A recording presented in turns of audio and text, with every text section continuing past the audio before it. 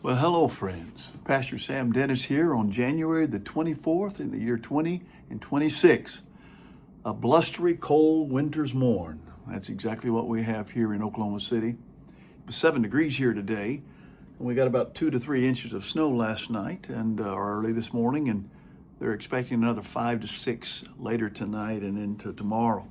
So we are bedded down here in Oklahoma City, and I know if you're anywhere near Texas, Arkansas, Louisiana, stretching out across the south and southeast, you're experiencing the same thing that we are, to greater or lesser degrees, so to speak. Well, I wanted to share with you this morning because I got up today and looking out the window, and you can see, by the way, I'll show you, this is really fun for Glenn and I. We've got a little creek right down here and outside my study area, and then on around the other side of the house is the golf course. So we have views all around, and we've certainly enjoyed having that. Most of our life in Carrollton and Plano, as you know, we lived there. We had a wooden fence and maybe a pool.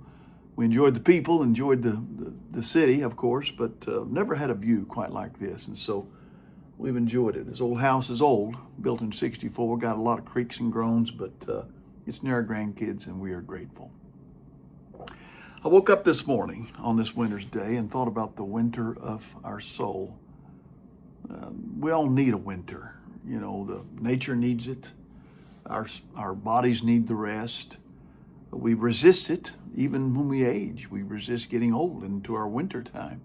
But each season of life and seasons of the year have their purpose. And I think God knows that we have needs far beyond what we often think. The whole theology of Sabbath or Shabbat was that we would take a day of rest, and that's not easy for us Americans who are often driven to busyness. But the winter of the soul is important, and I have found that in the winter of my timeline of life, as well as the winter of this year, that I still find time with God to be very, very precious to me. The church that I attend is Crossings Church, and I've been teaching at the Mayfair campus lately in the young adult division, and I'm teaching out of Romans 12, which is the quintessential passage on how we relate to God and to one another.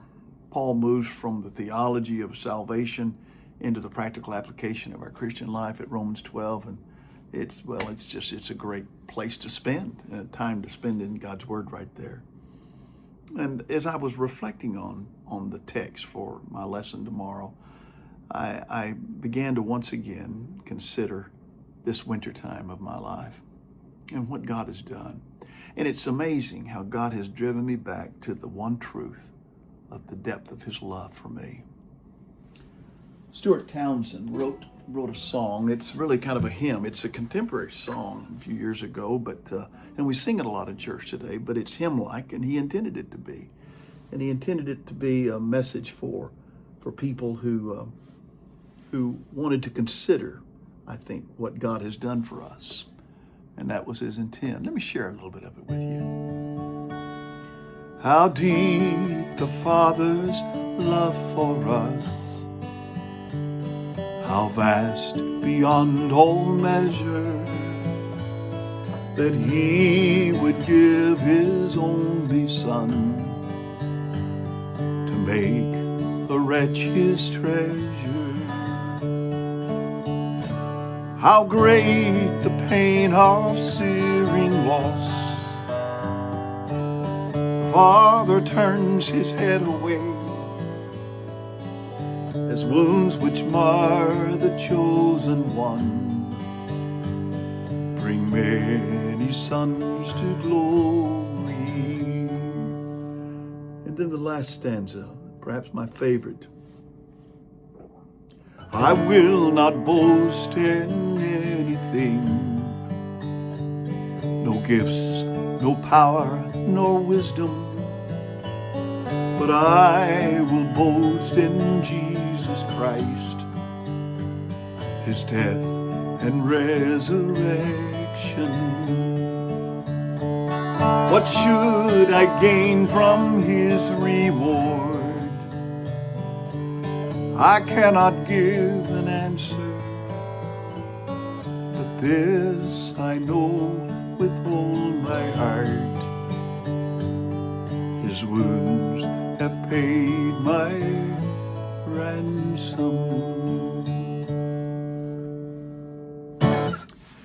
As I come to the winter time of my own soul, in this winter right now, I can't think of anything deeper or more rich or more important or more telling, more helpful to my walk, to my relationships, to the way I relate to other people, to the way I relate to God, the way I consider myself, others, than the reality of knowing His love for me.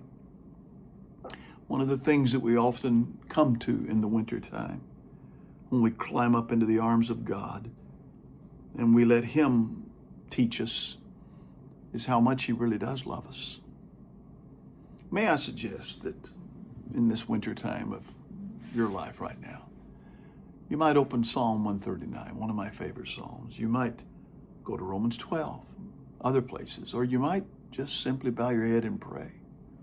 Oh God, help me to see the vastness of your love for me. Paul wrote, "For I am persuaded that nothing shall ever separate us from the love of God, not principalities or power, or rulers or kingdoms or other things." And he writes on, that nothing can separate us from the love of God. How deep, how vast, how long, how pure, how rich it is.